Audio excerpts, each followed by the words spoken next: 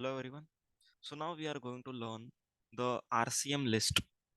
Okay, notification number 13 oblique 2017 central tax rate. Okay, there are four types of notifications जो मैंने आप लोग को शायद पहले ही बताया था. चार टाइप के नोटिफिकेशंस होते हैं. सबसे पहला टाइप रहता है सेंट्रल टैक्स, सेकंड टाइप रहता है central tax rate, third type रहता है integrated tax and the last type is integrated tax rate. तो जो भी नोटिफिकेशंस होते हैं वो स्पेसिफिक कैटेगरी में इशू किए जाते हैं. अभी अगर गवर्नमेंट को for example time of supply का प्रोविजन चेंज करना है, तो टाइम ऑफ सप्लाई के प्रोविजन को चेंज करने के लिए वो लोग सेंट्रल टैक्स के नोटिफिकेशन को यूज करेंगे. ठीक है. लेकिन अगर गवर्नमेंट को आरसीएम का लिस्ट अमेंड करना है या फिर गवर्नमेंट को जीएसटी का रेट चेंज करना है, then they will use central tax rate and integrated tax rate. Clear है क्या? So in totality there are four types of notification, that is central tax rate, integrated tax and integrated tax rate. Clear है? So let us start the RCM list. अभी ये list में आप लोग को specified service दिया रहेगा, specified supplier दिया रहेगा एंड स्पेसिफाइड रिसिपिएंट दिया रहेगा. ओके. अगर स्पेसिफाइड सर्विस स्पेसिफाइड सप्लायर ने प्रोवाइड किया to a specified recipient, then the tax shall be paid by specified recipient. Clear है?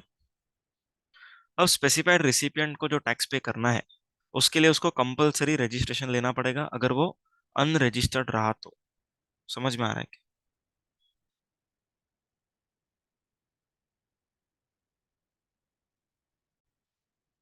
तो सबसे पहला entry is goods transportation agency. Okay. Let us understand on the white board.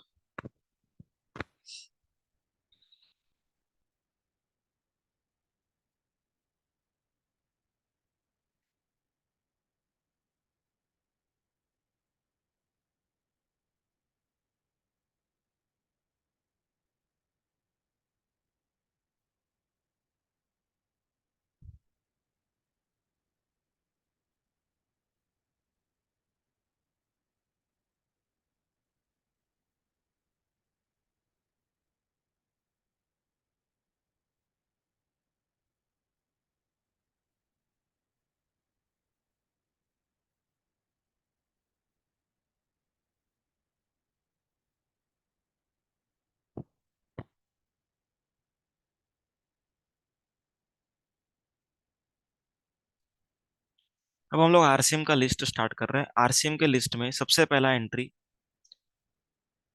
Is supply of supply of services bye goods transportation agency. Okay. जो भी goods transportation agency होती है वो लोग जो भी सप्लाईज कर रहे हैं वो यहाँ पर कवर्ड है. Okay. Supply of services by GTA. अभी गुड्स ट्रांसपोर्टर जो होता है उसका सर्विसेज यहाँ पर कवर्ड है, meaning thereby GTA services. एक एग्जांपल दे रहा हूँ, सुनो. फॉर एग्जांपल ए को गुड्स सेंड करना है बी को. Okay. A has to send the goods to B. Goods का value say rupees 1 lakh. Goods का वैल्यू से रुपीज 1 लाख है. ए ने जीएसटी चार्ज किया 18,000. सो टोटल गुड्स का वैल्यू बिकम 1,18,000.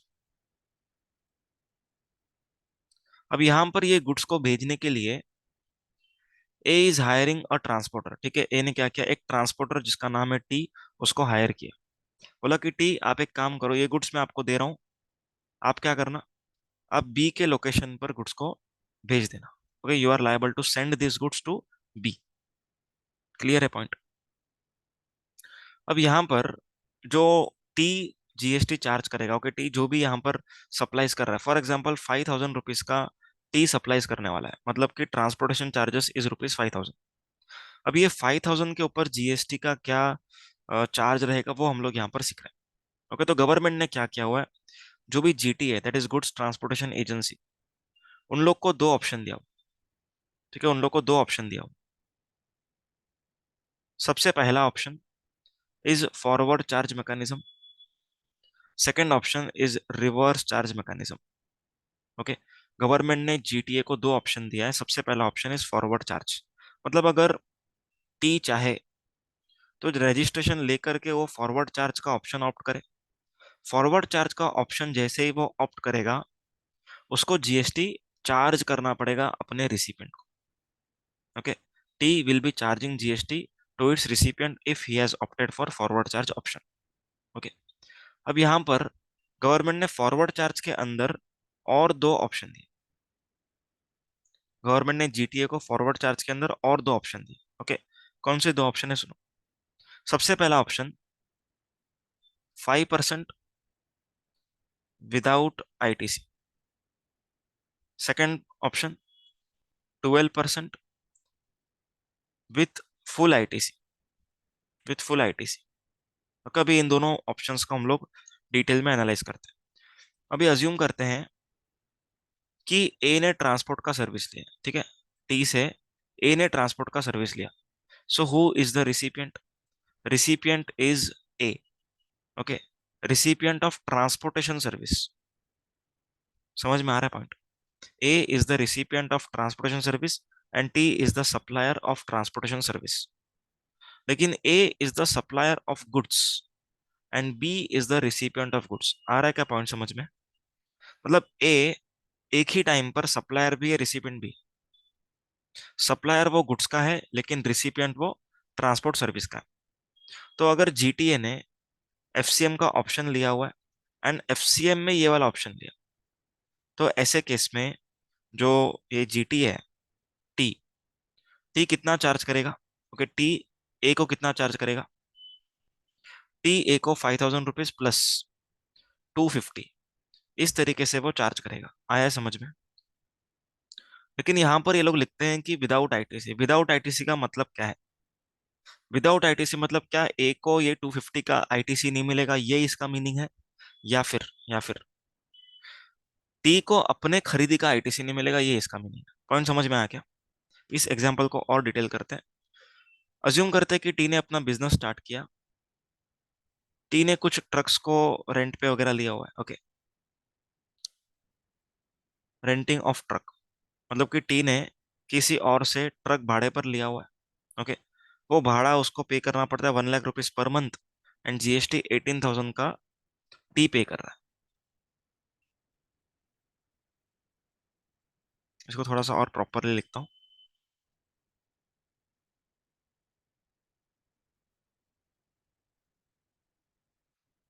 समझो एक है मिस्टर आर, जो रेंटिंग ऑफ ट्रक का सर्विस दे रहा है। ओके, ये सर्विस अपने एग्जाम्पल वाले टी को दे रहा है। ओके, और टी ए को ट्रांसपोर्ट सर्विस दे रहा है। ओके, अब यहाँ पर क्या हो रहा है, ये आर क्या करता है, 1 लाख रुपीज का बिल बनाता है पूरे महीने का, 18,000 का जीएसटी यहाँ पर चार्ज कर। Okay, so total becomes 1,18,000। How much rupees T is liable to pay to A? Can I say rupees 1,18,000? 1,18,000, ठीक है। अब टी क्या करता है, टी आगे बिलिंग कर रहा है। Okay, T is going to bill to A 5,000 rupees plus 250, that is 5% without ITC वाला ऑप्शन में। ओके, अब यहाँ पर गवर्नमेंट क्या बोल रही है कि 5% ऑप्शन में अगर ये वाला पर्सन है, okay, T is under 5% without ITC, so here T would be ineligible to avail this ITC. मतलब ये 18,000 का आईटीसी टी को नहीं मिलेगा। क्लियर है क्या? इसका मतलब ये कतई नहीं है कि ए को ये 250 का आईटीसी नहीं मिलेगा, मतलब कि ए को ये 250 का आईटीसी मिलने वाला है। ए इज एलिजिबल, यहाँ पर लिख रहा हूं मैं, A is eligible for 250। A is eligible for ITC of 250। Okay, but T is ineligible, T is ineligible for ITC of 18,000। आया है समझ में? सो 5% विदाउट आईटीसी का मीनिंग समझ में आ रहा है कि जो भी ट्रांसपोर्टर है उसको आईटीसी नहीं मिलेगा उसके परचेस का, लेकिन जिसने भी ट्रांसपोर्टेशन सर्विस लिया है उस बंदे को तो आईटीसी मिलेगा। ये जो 250 रुपया है, इसका आईटीसी ए को दिया जाएगा। क्लियर है क्या? आगे second option is 12% with full ITC. अभी ये ऑप्शन का क्या मीनिंग है? ये ऑप्शन मतलब कि टी अगर ए को इस 5,000 रुपए के ऊपर 12% चार्ज करता है। ओके, 12% चार्ज करता है, दैट इज 600 रुपीज। तब गवर्नमेंट ये कहती है कि अगर टी ने ऐसे केस में आर से कुछ भी लिया रहेगा, से 1 लाख प्लस 18,000, कि ये टी का परचेज है, यहां पर गवर्नमेंट बोलती है कि टी को ये 18,000 का आईटीसी दिया जाएगा। टी को ये 18,000 का आईटीसी दिया जाएगा। आया समझ में? सबको क्लियर है क्या? तो यहाँ पर गवर्नमेंट का लॉजिक एकदम सिंपल है कि अगर टी आगे 12% चार्ज करेगा तो टी को हम लोग उसके परचेस का फुल आईटीसी दे देंगे। लेकिन अगर टी आगे 5% चार्ज करेगा तो टी को अपने परचेस का आईटीसी नहीं मिलेगा। लेकिन ए को दोनों ही केसेस में आईटीसी मिलने वाला है। ओके, ए को यहाँ पर भी 600 का आईटीसी मिलेगा, एंड अगर टी ने 5% वाला ऑप्शन लिया है तो ए को यहाँ पर 250 का आईटीसी मिलने वाला है। मतलब ए के point of view it is clear कि आईटीसी मिलेगा। लेकिन टी के पॉइंट ऑफ व्यू अगर 5% चार्ज कर रहा है टी, तो टी को आईटीसी अपने परचेजेस का नहीं मिलेगा। एंड अगर टी आगे 12% चार्ज कर रहा है तो टी को अपने परचेस का पूरा आईटीसी दिया जाएगा। तो ये जीटीए का एफसीएम ऑप्शन था। ओके, अब जीटीए का हम लोग आरसीएम वाला ऑप्शन देखते हैं। अब आरसीएम का जो ऑप्शन है, ये रजिस्टर्ड जीटीए ऑप्ट भी कर सकता है, या तो फिर अगर जीटीए अनरजिस्टर्ड रहेगा। ओके, अगर जीटीए अनरजिस्टर्ड रहेगा एंड रिसिपिएंट अगर स्पेसिफाइड रहेगा। ओके, जीटीए अगर अनरजिस्टर्ड है एंड रिसिपिएंट अगर स्पेसिफाइड है, तो ऐसे केस में आरसीएम अट्रैक्ट ऑटोमेटिकली हो जाएगा। ओके, मैं वापस से रिपीट कर रहा हूँ। अगर जीटीए रजिस्टर्ड है, आरसीएम का ऑप्शन लिया है, okay, and providing services to specified recipient, तो ऐसे केसेस में आरसीएम लगेगा। लेकिन अगर टी अनरजिस्टर्ड है, okay, T is unregistered, transporter is unregistered, but recipient is a specified recipient, तो ऐसे केस में भी आरसीएम लगेगा।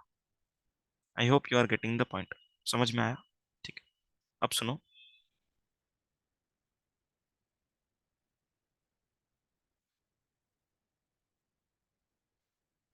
अब यहां पर जब भी टी ए को 5,000 रुपीज चार्ज करेगा, T will not charge GST. T क्या करेगा? बिना जीएसटी का बिल बना देगा। ओके, बिना जीएसटी का बिल बनाएगा, क्योंकि यहाँ पर T can not charge GST because he has opted for RCM option. तो यहाँ पर जीएसटी कौन पे करेगा? ए is going to pay GST of rupees 5%। Okay, यहाँ पर 5% दैट इज 250 रुपीज पे करना पड़ेगा। Okay, A will pay rupees 250 to government as RCM liability and will take ITC. Okay, और ये जो आईटीसी है वो फॉरवर्ड चार्ज की लाइबिलिटी के सामने यूज होगा। सर यहाँ पर जब टी रजिस्टर्ड है, फॉर एग्जाम्पल टी रजिस्टर्ड है, आगे कुछ भी चार्ज नहीं कर रहा है, तो क्या टी को आईटीसी मिलेगा? अगर टी ने फॉर एग्जाम्पल आर से ट्रक को भाड़े पर लिया 1 लाख प्लस 18,000, क्या टी को इस 18,000 का आईटीसी मिलेगा या नहीं मिलेगा? चलो आप लोग लॉजिक लगाओ। गवर्नमेंट जब 5% चार्ज कर रहे थे तभी आईटीसी नहीं दे रही थी, तो क्या आप लोग कुछ भी चार्ज नहीं करोगे तब आईटीसी देगी आपको? आंसर इज नहीं देगी। तो टी को ये 18,000 का आईटीसी नहीं दिया जाएगा। सबको क्लियर है क्या? आ रहा है समझ में? Getting the point? ठीक। तो अपना आरसीएम ऑप्शन भी क्लियर है। आरसीएम में 5% किसको पे करना है? रिसिपेंट को पे करना है। टी को आईटीसी नहीं मिलेगा उसके परचेजर्स का, लेकिन ए जो 5% पे कर रहा है उसको आईटीसी मिलेगा।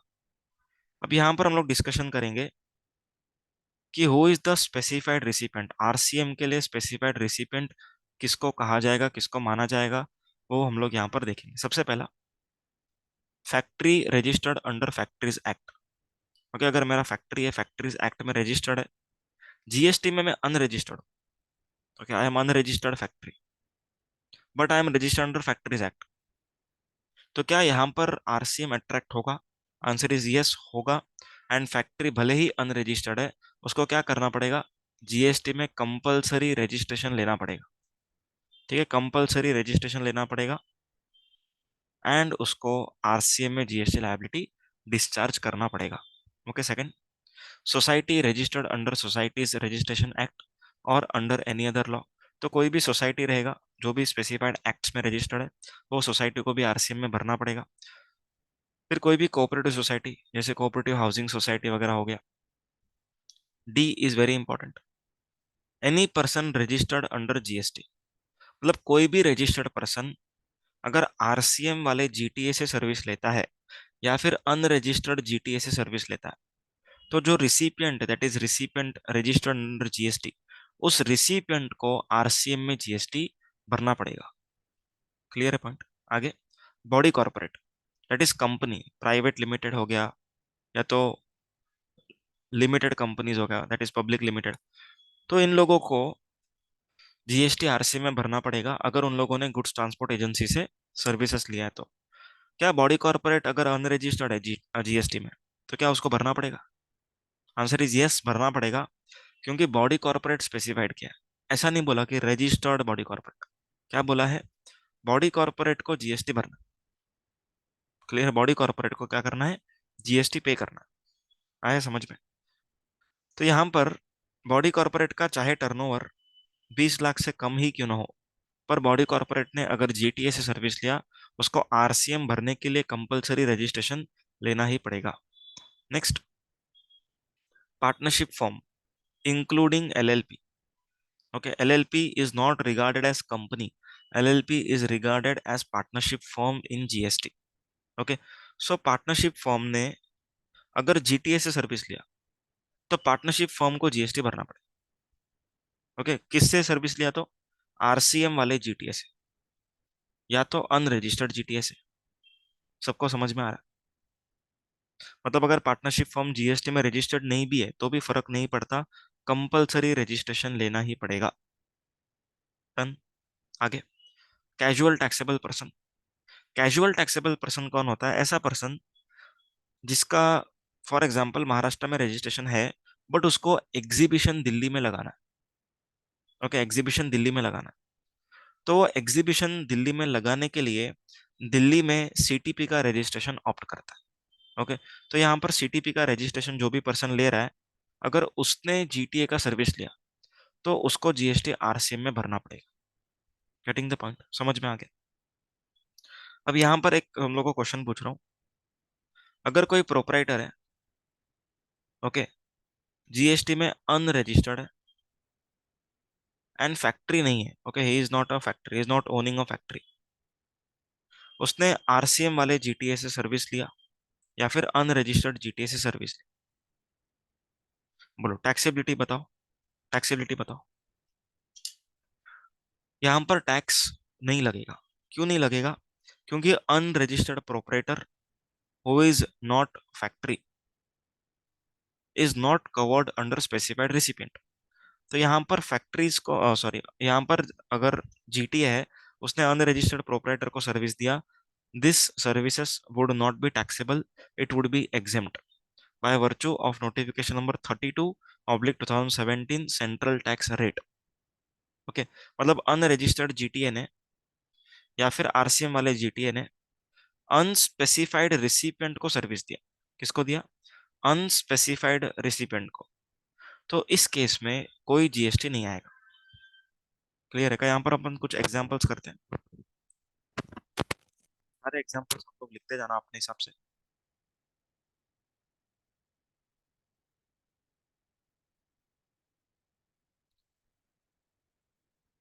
टाइप ऑफ जीटीए,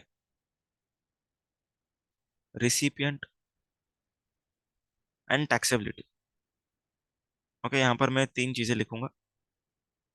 टैक्सेबिलिटी आपको बताना है, दो चीजें मैं यहाँ पर लिख के दे रहा हूँ।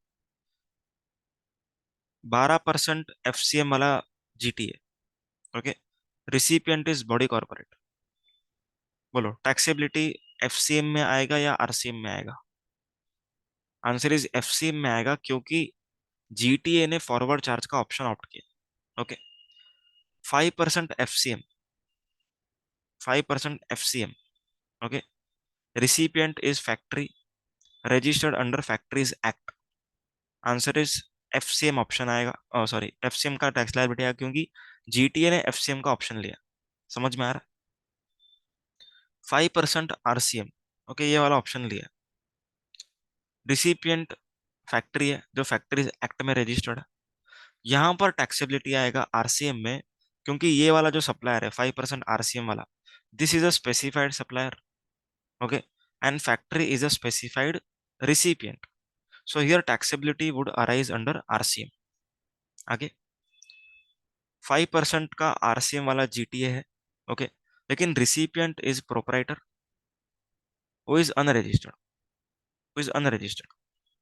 बोलो टैक्सेबिलिटी, आंसर इज एग्जेम्प्ट। यहाँ पर एग्जेम्प्ट रहेगा क्योंकि ये जो आरसीएम वाला जीटीए है इसने अनस्पेसिफाइड रिसिपिएंट को सर्विस दी।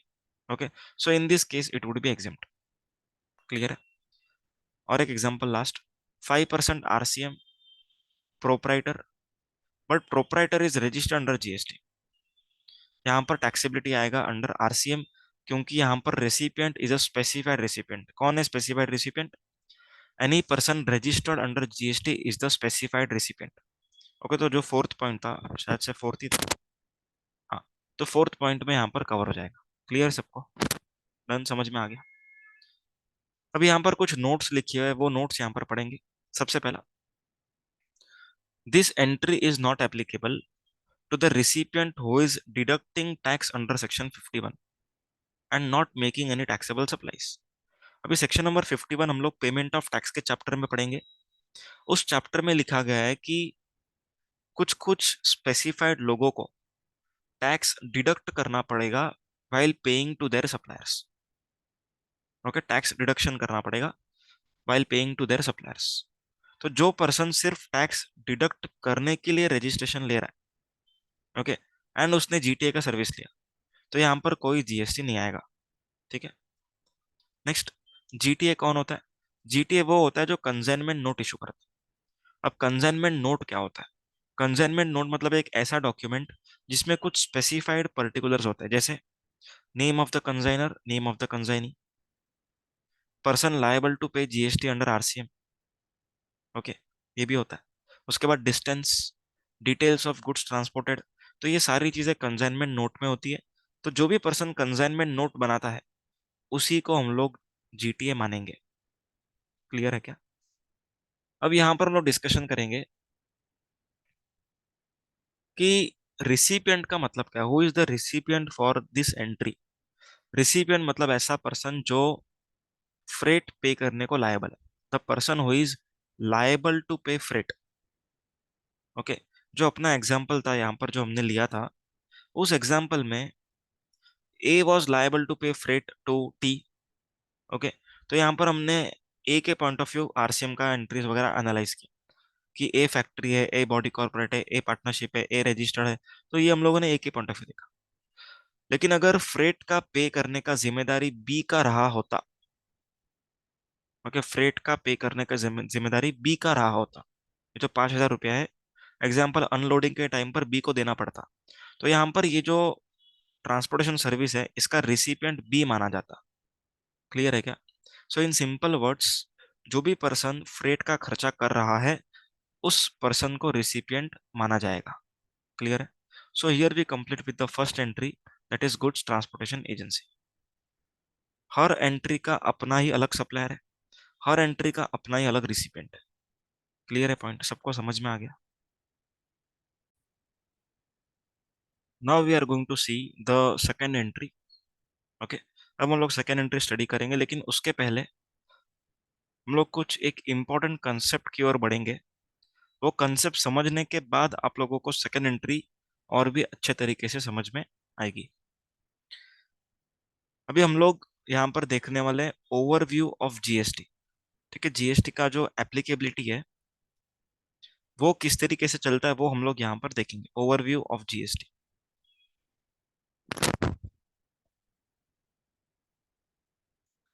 मतलब अगर जीएसटी लगना है तो सबसे पहले आपका एक्टिविटी या तो गुड्स होना चाहिए या तो सर्विस।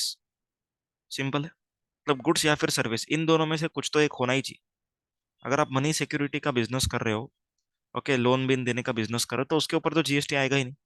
तो यहाँ पर गुड्स या फिर सर्विस रहेगा तो ही हम लोग आगे बढ़ सकते हैं। लेकिन अगर आपका activity is neither goods, neither goods nor service, जैसे मनी एंड सिक्योरिटी, तो इस केस में तो जीएसटी आने का कोई क्वेश्चन बनता ही नहीं। अगर आपका एक्टिविटी गुड्स या फिर सर्विस है, तो इस केस में हम लोग क्या चेक करेंगे? इस केस में हम लोग ये चेक करेंगे कि क्या आपका एक्टिविटी सप्लाई है या सप्लाई नहीं है। ओके, सप्लाई है भी या सप्लाई नहीं है। अब ये कैसे मालूम पड़ेगा? हम लोगों ने एक चीज अंडरस्टैंड किया था in schedule number 3। Okay, there were certain activities which were not treated as supply. Okay, तो अगर आपका एक्टिविटी गुड्स और सर्विसेज तो है, लेकिन शेड्यूल 3 में मेंशन्ड है, तो भी कोई जीएसटी नहीं आने वाला है। ओके, अगर गुड्स और सर्विसेज ही नहीं है तो भी कोई जीएसटी नहीं आएगा। अगर सप्लाई है, ओके, सप्लाई है कैसे मालूम पड़ता है? सर, सप्लाई होने के लिए दो चीजों का होना जरूरी है।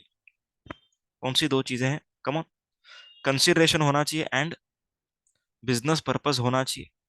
एंड अगर कंसिडरेशन नहीं रहेगा तो शेड्यूल 1 में मेंशन होना चाहिए। ओके, कंसिडरेशन नहीं रहेगा तो शेड्यूल नंबर 1 में मेंशन होना चाहिए।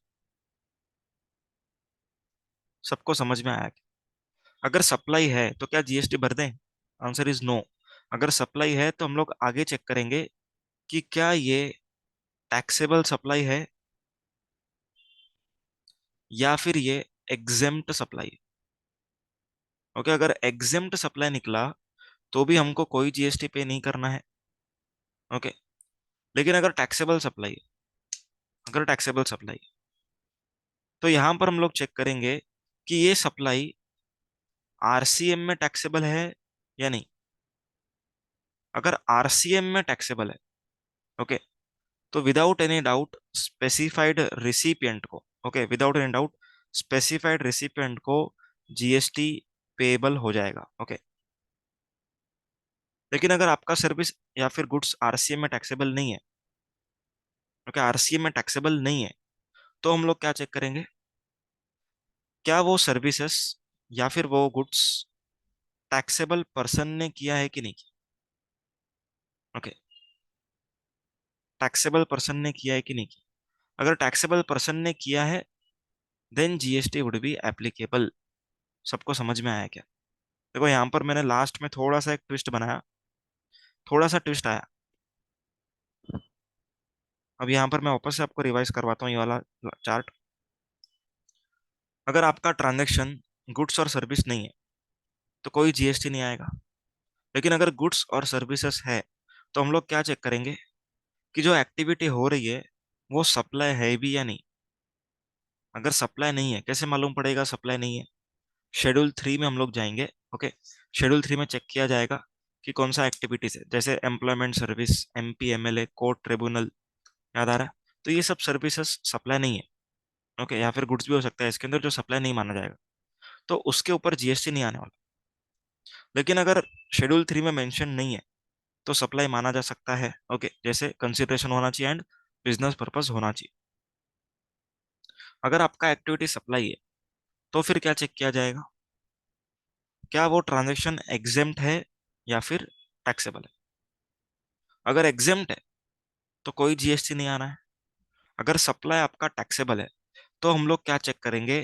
क्या ये आरसीएम में है या नहीं।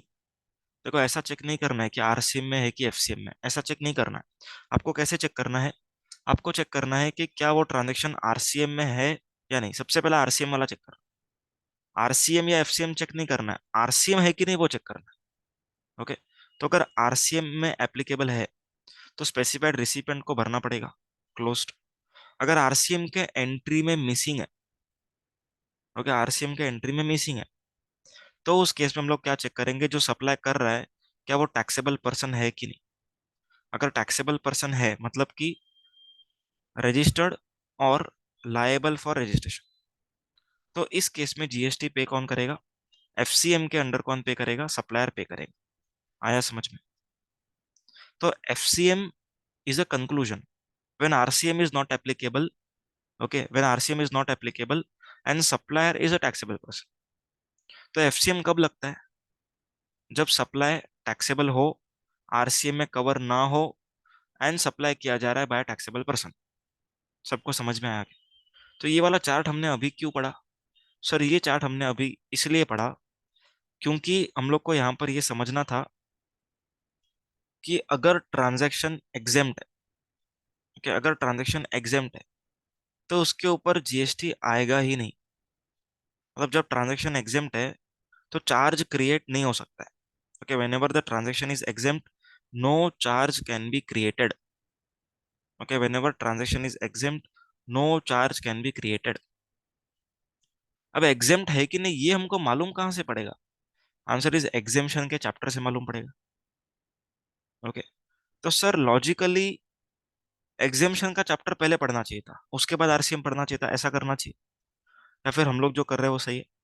आंसर इज हम लोग जो कर रहे हैं वो सही है, लेकिन लेकिन जो भी ट्रांजेक्शन हम लोग पढ़ने वाले हैं जिधर एग्जेम्पशन चैप्टर पिक्चर में आएगा, वहां पर हम लोग एग्जेम्पशन पढ़ेंगे एंड देन उसका चार्ज पढ़ेंगे। ओके, तो अभी हम लोग स्टार्ट करते हैं entry number 2, that is legal services. Entry number 2, legal services.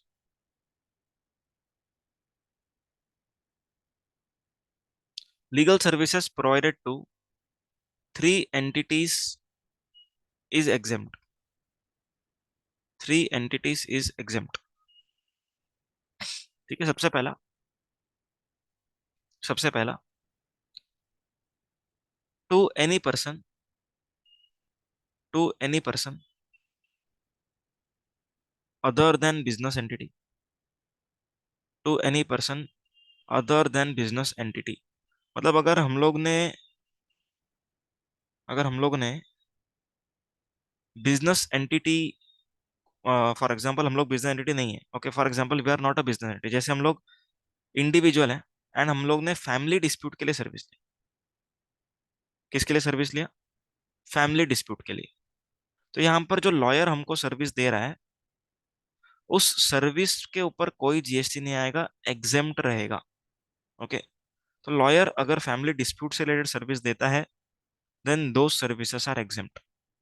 Okay, second point, second point, to a business entity having turnover, having turnover up to threshold in previous year. Okay, अभी इसका एक example लूंगा तो ही समझ में आएगा, नहीं तो डायरेक्टली समझ में नहीं आएगा। अब सुनो, यहाँ पर कहा जाता है कि अगर आपका पिछले साल का टर्नओवर थ्रेशोल्ड से कम था तो आपको करंट ईयर में ली गई लीगल सर्विस के ऊपर जीएसटी नहीं आएगा। Okay, let us take one example. Financial year 2021, ठीक है, इस साल का टर्नओवर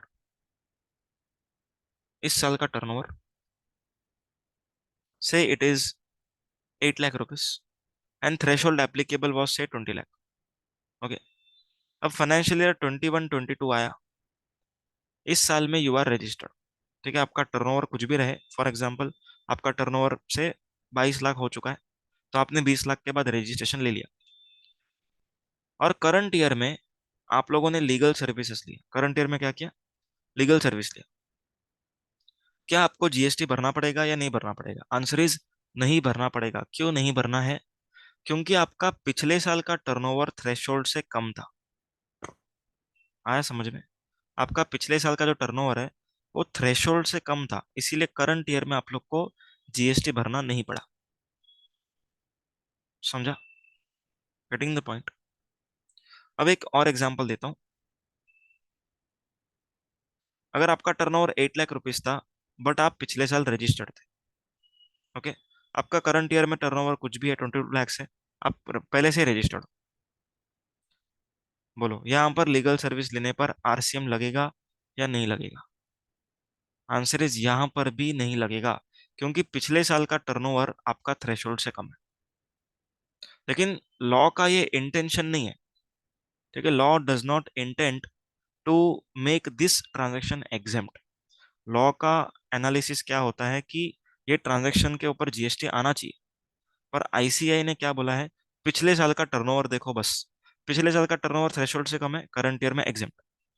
पर गवर्नमेंट का लॉजिक ये है ही नहीं। गवर्नमेंट का लॉजिक क्या है, अगर आप रजिस्टर्ड हो तो आपको जीएसटी भरना ही पड़ेगा, ठीक है। लेकिन आईसीआई में तुम लोग का एग्जाम में जो भी आने वाला है वो इस तरीके से आएगा, पिछले साल का टर्नओवर अगर थ्रेशोल्ड से कम है देन नो जीएसटी, पिछले साल का टर्नओवर अगर थ्रेशोल्ड से ज्यादा है देन जीएसटी भरना पड़ेगा।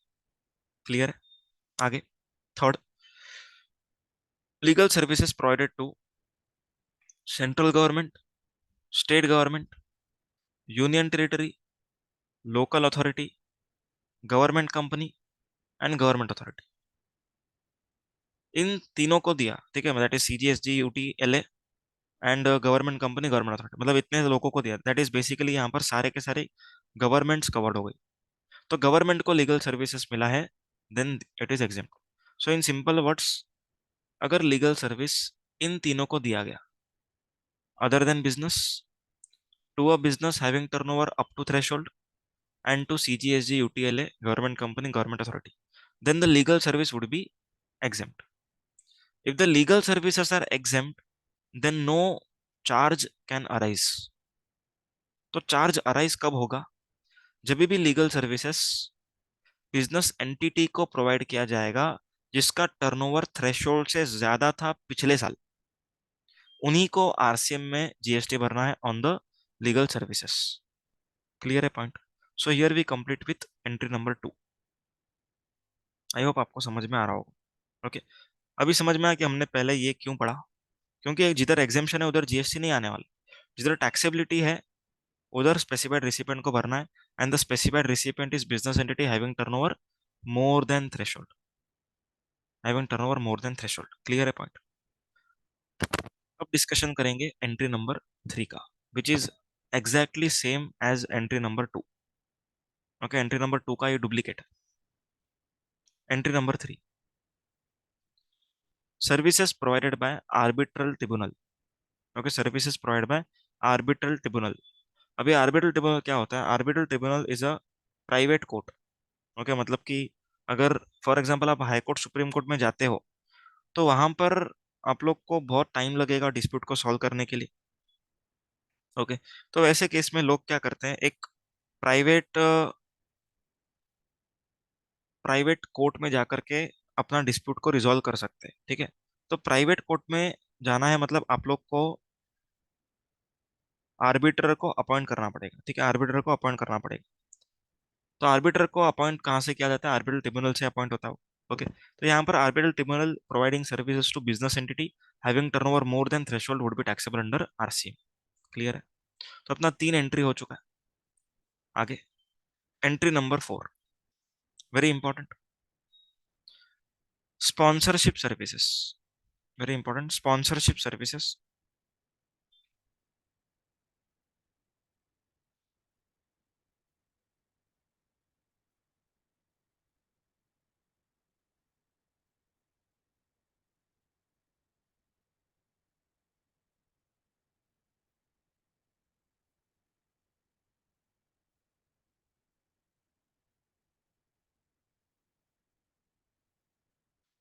अब स्पॉन्सरशिप सर्विस क्या होता है? मतलब कि हम लोग किसी इवेंट को स्पॉन्सर कर रहे हैं, ओके, किसी एग्जीबिशन को स्पॉन्सर कर रहे हैं, तो इन सबको कहा जाता है स्पॉन्सरशिप सर्विस। ओके, तो यहाँ पर जब भी स्पॉन्सरशिप सर्विस हो रहा है मतलब कि जो भी पर्सन पैसा दे रहा है उसको हम लोग रिसिपिएंट बोलते हैं। लेकिन स्टूडेंट्स में कॉमन कंफ्यूजन क्या रहता है कि स्पॉन्सर करने वाला सप्लायर है, नहीं, स्पॉन्सर करने वाला रिसिपिएंट है। क्योंकि स्पॉन्सर जो करता है उसको एडवर्टाइजमेंट सर्विसेज टाइप का कुछ मिलता है, जैसे उसका बैनर लगा दिया, उसका प्रमोशन करवा दिया। ओके, तो स्पॉन्सरर होता है वो रिसिपिएंट होता है। ओके, तो यहाँ पर जो पैसा दे रहा है, ओके, वो कौन होना चाहिए? वो बॉडी कॉर्पोरेट होना चाहिए या तो पार्टनरशिप फॉर्म होना चाहिए इंक्लूडिंग एलएलपी। ओके, तो अगर पैसा देने वाला बॉडी कॉर्पोरेट है या फिर पार्टनरशिप फर्म है एंड पैसा जिसको मिल रहा है वो कोई भी रहे, कोई फर्क नहीं पड़ता, उस केस में आरसीएम में जो पर्सन पैसा दे रहा है दैट इज बॉडी कॉर्पोरेट या तो पार्टनरशिप फर्म, इन लोगों को जीएसटी पे करना पड़ेगा अंडर आरसीएम। आई होप समझ में आया। ओके, तो इसका कुछ एग्जांपल्स लूंगा। P limited sponsored sponsored miss world competition.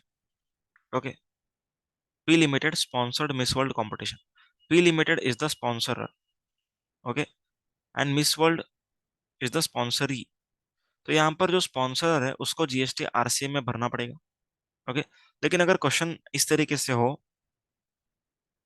P limited provided sponsorship services to A. Okay, provided sponsorship services to A, मतलब यहाँ पर पी लिमिटेड इज सप्लायर. यहाँ पर क्या लिखा हुआ है? Provided sponsorship services. तो स्पॉन्सरशिप सर्विसेज अगर आप लोग दे रहे हो, it means you are supplier. लेकिन अगर ऐसा लिखा होता पी लिमिटेड स्पॉन्सर्ड ए, तो P limited would have been the recipient. लेकिन लाइन चेंज हो गया, उसका पूरा मीनिंग चेंज हो गया.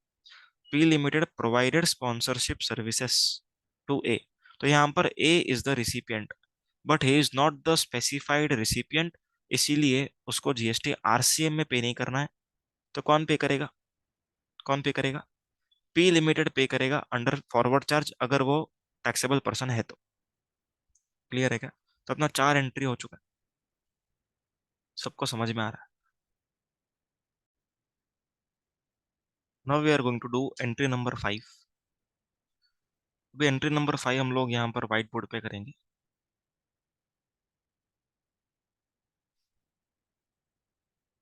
Now entry number 5 is related to government services. Okay, entry number 5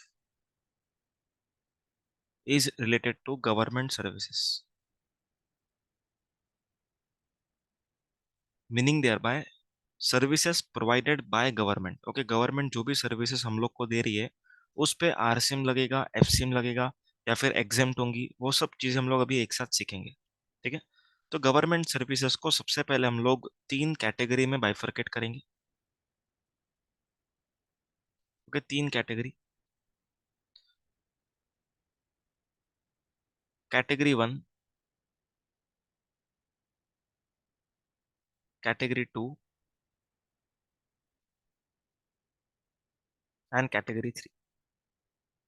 अभी ये लॉ में इस तरीके से बाइफरकेटेड नहीं है, लेकिन for the sake of simplicity and understanding हम लोग इसको 3 अलग अलग कैटेगरी में बाइफरकेट कर रहे हैं. अभी कैटेगरी 1 में मैं यहाँ पर 3 सर्विसेज लिख रहा हूँ. ओके, जो मैं यहाँ पर 3 सर्विसेज लिखने वाला हूँ, ये तीनों सर्विसेज टैक्सेबल रहेंगी under forward charge. Okay, all the 3 services mentioned in category 1 would be taxable under forward charge. मतलब कि गवर्नमेंट जीएसटी चार्ज करेगी और जीएसटी पे करेगी. अब आपके दिमाग में एक बेसिक सवाल आएगा कि गवर्नमेंट यहाँ पर जीएसटी चार्ज करेगी और गवर्नमेंट को ही पे करेगी. लेकिन ऐसा नहीं होता है. जो जीएसटी चार्ज होता है वो अलग अलग मिनिस्ट्रीज चार्ज करती है. जैसे for example ministry of telecommunication, ministry of foreign affairs, तो ये लोग जीएसटी पे करती है मिनिस्ट्री ऑफ फाइनेंस को. समझ में आ रहा है? तो ऐसा मत समझो कि गवर्नमेंट तो एक ही है, खुद ही जीएसटी लेगी, खुद ही पे करेगी, उससे अच्छा पे ही मत करो. ऐसा नहीं होता. ठीक है, अलग मिनिस्ट्रीज जीएसटी कलेक्ट करती हैं and then they pay to ministry of finance. So category 1 में 3 सर्विसेज कौन सी है? सबसे पहली services by department of post. Department of post भी अमेंडमेंट है, अभी जो लिख रहा हूँ वो अमेंडमेंट आएगी. And ministry of railways, ministry of railways, bracket में लिख रहा हूँ इंडियन रेलवेज. ओके, मतलब कि डिपार्टमेंट ऑफ पोस्ट ने कोई भी सर्विस दिया, जैसे इंडियन पोस्ट स्पीड पोस्ट वगैरह का सर्विस देता है. ओके, बाद में मिनिस्ट्री ऑफ रेलवेज, तो इंडियन रेलवेज जो कुछ भी सर्विस दे रहा है पैसेंजर्स को, ये सब की सब सर्विसेज टैक्सेबल रहेंगी under forward charge. Under forward charge. Clear है क्या? जो ग्रीन में यहाँ पर लिखा है ministry of railways, it is inserted through amendment for May 24 June 24 exams. Second, services in relation to, services in relation to aircraft and vessel. मतलब कि एयरक्राफ्ट और वेसल से रिलेटेड अगर गवर्नमेंट ने सर्विस दिया, जैसे एयरक्राफ्ट का रिपेयरिंग, वेसल का रिपेयरिंग, तो ये सब सर्विसेज क्या रहेगा, टैक्सेबल रहेगा under forward charge mechanism. And last one, services of services of transportation of goods और पैसेंजर्स। ओके, अगर गुड्स ट्रांसपोर्टेशन सर्विस प्रोवाइड कर रही है गवर्नमेंट, या फिर पैसेंजर ट्रांसपोर्टेशन सर्विस प्रोवाइड कर रही है, तो भी टैक्सेबल रहेगा। इन सिंपल वर्ड्स, ये तीनों services would be taxable under forward charge mechanism. Taxable under forward charge mechanism मतलब कि ये तीनों सर्विसेज में कोई एग्जेम्पशंस नहीं है। स्पीड पोस्ट, ठीक है, या फिर इंडियन रेलवेज, या फिर कोई भी गवर्नमेंट एयरक्राफ्ट का रिपेयरिंग कर रही है, वेसल का रिपेयरिंग कर रही है, या फिर goods passenger transportation service provide कर रही है, ये तीनों सर्विसेज में हमेशा फॉरवर्ड चार्ज में टैक्स लगेगा। यहाँ तक समझ में आया? आरसीएम में हम लोग अब तक बढ़े ही नहीं, ठीक है, आरसीएम आगे आएगा। हम लोग जो यहाँ पर सीख रहे हैं वो एंट्री नंबर 5 एंड 5A, ये दोनों सीखने वाले हैं। लेकिन अब तक 5 एंड 5A दोनों नहीं आया, क्योंकि 5 भी नहीं आया, 5A भी नहीं आया। वो हम लोग अभी करने वाले थोड़ी देर में। Category 2, category 2 is for renting of immovable property. Renting of immovable property मतलब अगर गवर्नमेंट प्रॉपर्टी का रेंटिंग पे मतलब प्रॉपर्टी को रेंटिंग पे देने का सर्विस दे रही है, तो इसमें टैक्सेबिलिटी कैसे रहेगा वो सुन। अगर किसी बिजनेस एंटिटी को दिया, ओके, मतलब जो पर्सन वहां से बिजनेस कर रहा है, तो उस केस में हम लोग चेक करेंगे कि जो बिजनेसमैन है वो जीएसटी में रजिस्टर्ड है या फिर अनरजिस्टर्ड। ओके, अगर रजिस्टर्ड रहेगा तो हम लोग उसको बोलेंगे कि भाई आप आरसीएम में पे कर दो। एंड अगर वो अनरजिस्टर्ड है तो गवर्नमेंट खुद जीएसटी चार्ज करेगी। ओके, जैसे एमआईडीसी में, फॉर एग्जांपल एमआईडीसी में कोई प्लॉट है गवर्नमेंट का, स्टेट गवर्नमेंट का।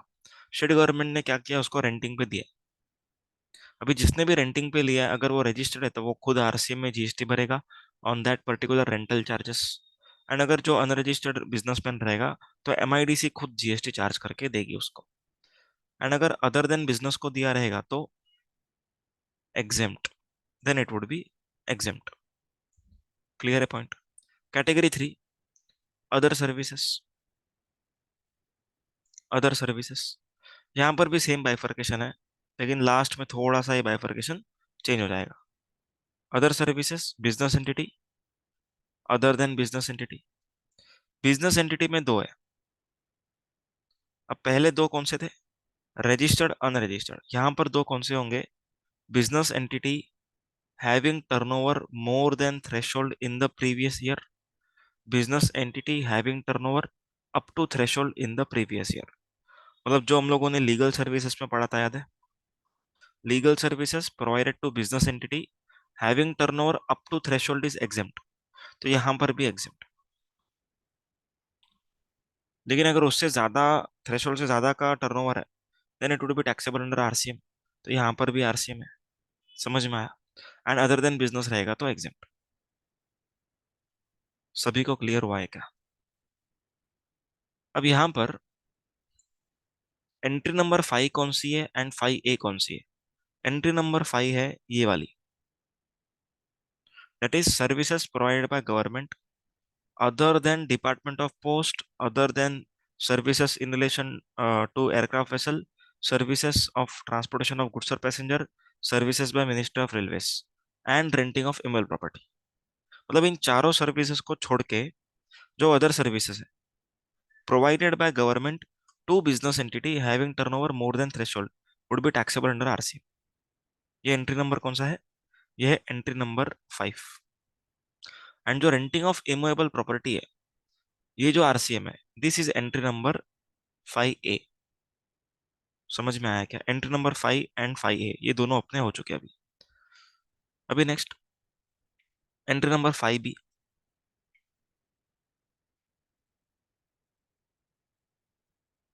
Entry number 5B,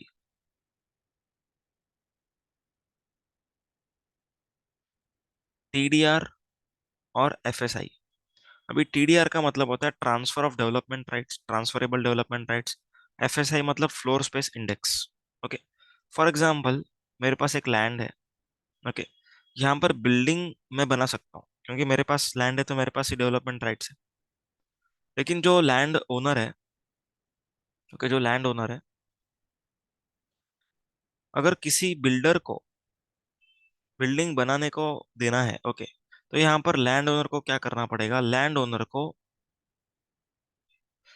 development rights को ट्रांसफर करना पड़ेगा। क्या करना पड़ेगा? डेवलपमेंट राइट्स को ट्रांसफर करना पड़ेगा, that is transfer of development rights. आया समझ में? तो यहाँ पर जो ट्रांसफर ऑफ डेवलपमेंट राइट्स होगा, तो supplier is land owner and builder is the recipient. तो गवर्नमेंट से जो यहाँ पर डेवलपमेंट राइट्स बिल्डर को मिले हैं, ये डेवलपमेंट राइट्स का जो कंसिडरेशन आप लैंड ओनर को पे करने वाले हो, ओके, इस कंसिडरेशन के ऊपर जीएसटी कौन पे करेगा? GST would be discharge by promoter, that is builder. Okay, GST में बिल्डर को प्रमोटर के नाम से जाना जाता है। तो इस तरीके से क्लियर है पॉइंट? अपना एंट्री नंबर 5 भी कंप्लीट हो गया। अब बात करेंगे एंट्री नंबर 5C की।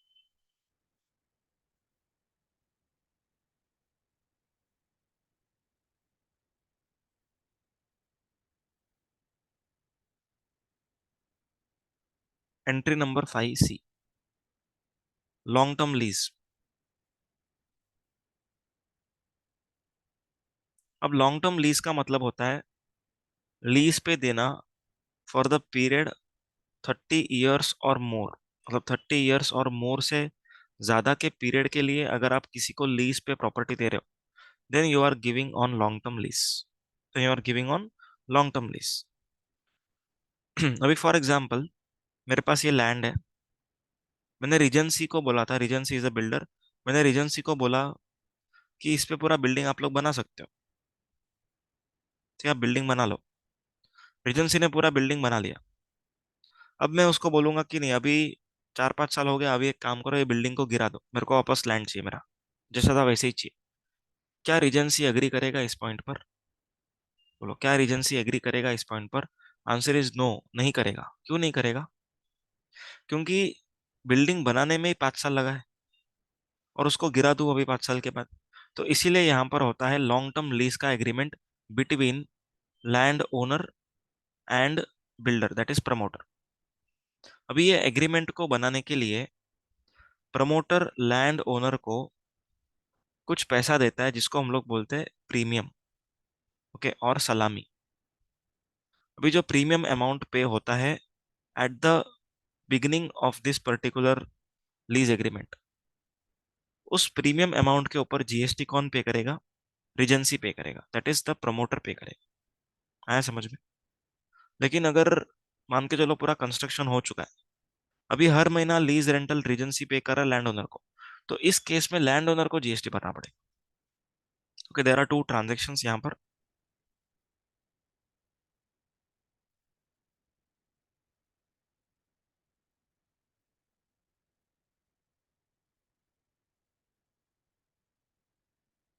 पेन का कलर ही चेंज नहीं हो रहा है इसमें।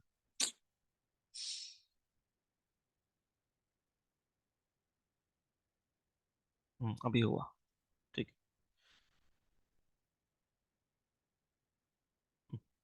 अभी देयर आर टू ट्रांजेक्शन। सबसे पहला, जो प्रीमियम अमाउंट है, इट इज चार्ज्ड। अब प्रीमियम अमाउंट मतलब क्या होता है कि लॉन्ग टर्म लीज का जो एग्रीमेंट बनेगा, ठीक है, उस टाइम पर हम लोग को एक लमसम अमाउंट पे करना पड़ता है। ठीक है, उस लमसम अमाउंट के ऊपर आरसीएम लगने वाला है। एंड जो नॉर्मल लीज का रेंटल चार्ज हो रहा है by landlord, okay, normal lease payment, normal lease payment, इस पेमेंट के ऊपर तो नॉर्मल फॉरवर्ड चार्ज ही है, इसमें कोई डाउट नहीं। लेकिन जो लॉन्ग टर्म लीज का एग्रीमेंट क्रिएट हो रहा है, उस एग्रीमेंट के टाइम पर जो हम लोग को एक लमसम अमाउंट पे करना पड़ता है, उस अमाउंट के ऊपर क्या लगेगा? आरसीएम। सबको समझ में आया? Next entry is entry number 6। Entry number 6, that is director services. अभी डायरेक्टर सर्विसेज का मतलब होता है कि जो भी कंपनी होती है, बॉडी कॉर्पोरेट्स, ओके, कंपनी क्या करती है? अपने डायरेक्टर से सर्विसेज लेती है। Okay, so director is providing services to company. ठीक है, प्राइवेट लिमिटेड में जो कंपनी बनाता है वही डायरेक्टर होता है। ओके, तो यहाँ पर समझो दो लोग हैं, मिनिमम दो डायरेक्टर होने चाहिए एज पर कंपनी लॉ। तो दो डायरेक्टर है, उन दोनों ने मिलकर के कंपनी फॉर्म किया। ओके, अभी वो सब कुछ सर्विसेज कंपनी का वही कर रहे हैं, मतलब कि कंपनी को दे आर प्रोवाइडिंग सर्विसेज। तो यहाँ पर डायरेक्टर जो भी सर्विसेज कंपनी को देता है, उसके ऊपर आरसीएम में गवर्नमेंट से कंपनी आपको जीएसटी भरना है। ओके, लेकिन इस अटेम्प्ट के लिए, दैट इज मई 24 जून 24 के लिए एक अमेंडमेंट है, rather it is a clarification. Clarification में ये लिखा हुआ है कि अगर डायरेक्टर प्राइवेट और पर्सनल कैपेसिटी में कुछ दे रहा है, ओके, प्राइवेट और personal capacity, for example company का जो हेड ऑफिस है, प्रिंसिपल ऑफिस, ठीक है, वो जगह बिलोंग करता है डायरेक्टर को। तो डायरेक्टर कंपनी से रेंटिंग का जो चार्जेस रहता है वो रिकवर कर रहा है। ओके, तो मतलब director is providing rental services to company. Okay, लेकिन पहले क्या लिखा हुआ था, डायरेक्टर ने कंपनी को कुछ भी सर्विस दिया आरसी। लेकिन अभी क्लैरिफिकेशन क्या दिया, अगर पर्सनल कैपेसिटी में दिया है तो कोई आरसीएम नहीं आएगा। ओके, लेकिन अगर डायरेक्टर का सर्विसेज दिया, जैसे बोर्ड मीटिंग में बैठने का अलग remuneration, sitting fees, independent director का रेमुनरेशन, तो ये सब चीजें जो होंगी इसके ऊपर आरसीएम लगेगा। ओके, सो प्राइवेट ट्रांजेक्शन जो रहेगा, private transactions that is not related to company's core business, उसके ऊपर कोई आरसीएम नहीं आएगा। ओके, लेकिन जो नॉर्मल ट्रांजेक्शन रहेगा उसके ऊपर आरसीएम आएगा। अभी उसके लिए एक सर्कुलर इशू हुआ है, वो सर्कुलर हम लोग यहाँ पर डिस्कस करेंगे। अब वो सर्कुलर में लिखा हुआ है कि there are basically two types of directors. First is independent director and second one is whole time director. ठीक है, whole time director, whole time director मतलब कि day to day functions of the company इसमें ये क्या करता है, participate करता है। तो जो होल टाइम डायरेक्टर को रेमुनरेशन पे होता है, it is in the nature of salary. Okay, तो अगर कंपनी होल टाइम डायरेक्टर को सैलरी दे रही है, उसके ऊपर कोई जीएसटी नहीं आएगा। ओके, क्योंकि शेड्यूल 3 में लिखा हुआ है कि employment services are neither supply of goods nor supply of services. लेकिन अगर कंपनी इंडिपेंडेंट डायरेक्टर को पे कर रही है, ओके, वो इंडिपेंडेंट डायरेक्टर कभी कभार कंपनी में आता है, ओके, सिग्निफिकेंट कुछ डिसीजन लेना रहेगा तभी उसका इन्वॉल्वमेंट रहता है। ओके, सिग्निफिकेंट डिसीजंस, तो उस केस में उस केस में कंपनी जब भी इंडिपेंडेंट डायरेक्टर को पैसा पे करती है, ओके, उस केस में गवर्नमेंट बोलती है कि कंपनी आपको आरसीएम में जीएसटी पे करना है on the remuneration paid to independent director. Clear है क्या? उसके आगे ये लिखते हैं ये लोग कि अगर सिटिंग फीस पे किया, ओके, सिटिंग फीस पे किया किसी भी डायरेक्टर को, मतलब चाहे वो होल टाइम डायरेक्टर हो या फिर part time director, that is independent director, दोनों को पे करने पर आप लोग को आरसीएम में ही जीएसटी भरना है, कंपनी को आरसीएम में ही जीएसटी भरना है। क्लियर है क्या? सो सिटिंग फीस में there is no or no RCM FCM का bifurcation. Okay, it is compulsorily RCM. तो कंपनी ने अगर होल टाइम डायरेक्टर को रेमुनरेशन दिया, no GST, whole time director को सिटिंग फीस दिया, आरसीएम, कंपनी ने इंडिपेंडेंट डायरेक्टर को रेमुनरेशन दिया या फिर सिटिंग फीस दिया, दोनों ही केस में आरसीएम। समझ में आया?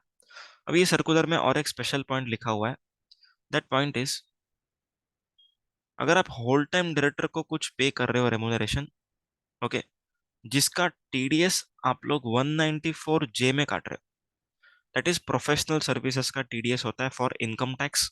ओके, जिन लोग का इनकम टैक्स पढ़ना बाकी है वो ये ऑरेंज में लिखे हुए पॉइंट को अभी के लिए स्किप कर रहे हो। ओके, जब भी आपका ये डीटी हो जाएगा उसके बाद देखना।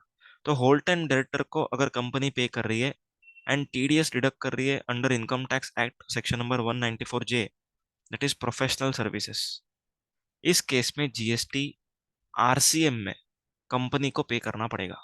ओके, लेकिन अगर सेक्शन नंबर 192 में टीडीएस कट हुआ है, then in that case no GST, the set transaction would be in the ambit of schedule 3, that is neither supply of goods nor supply of services. So अपना entry number 6 हुआ। अभी आगे की entries एकदम simple है, six तक ही थोड़ा सा डिफिकल्ट है, उसके आगे एकदम सिंपल। अगर इंश्योरेंस एजेंट ने इंश्योरेंस कंपनी को सर्विस दिया, तो इंश्योरेंस कंपनी को जीएसटी आरसीएम में पे करना है, एकदम सिंपल।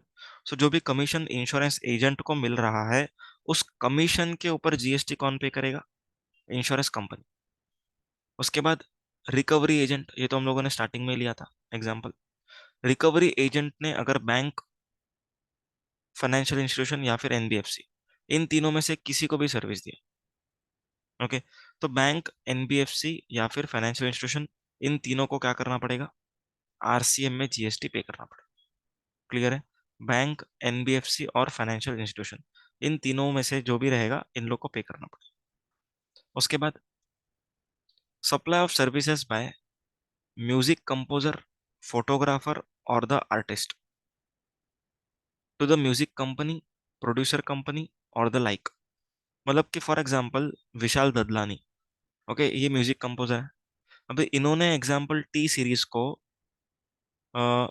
को फॉर एग्जांपल उन्होंने कुछ सर्विस दी, बोला कि आप ये यूट्यूब चैनल पर, मतलब जो आपका टी सीरीज यूट्यूब चैनल है, उस पर आप ये वाला सॉन्ग का ट्रैक बजा सकते हो, ओके। वो जीले जरा वाला गाना है मालूम है? जो उन्होंने ही गाया था, उन्होंने ही कंपोज किया। तो जीले जरा जो गाना है, ओके, तलाश पिक्चर का है।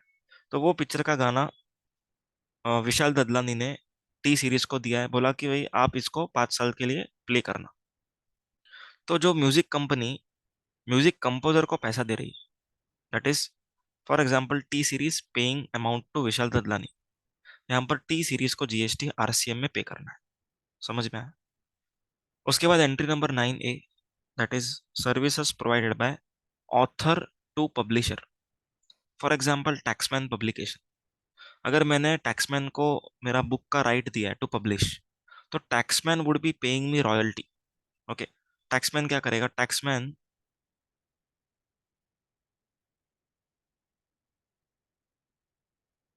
वुड पे मी रॉयल्टी, ओके, मिस्टर के। तो मुझे रॉयल्टी का पैसा मिल रहा है, ओके, मतलब मैंने इन लोग को सर्विसेज दिया। क्या सर्विस दिया?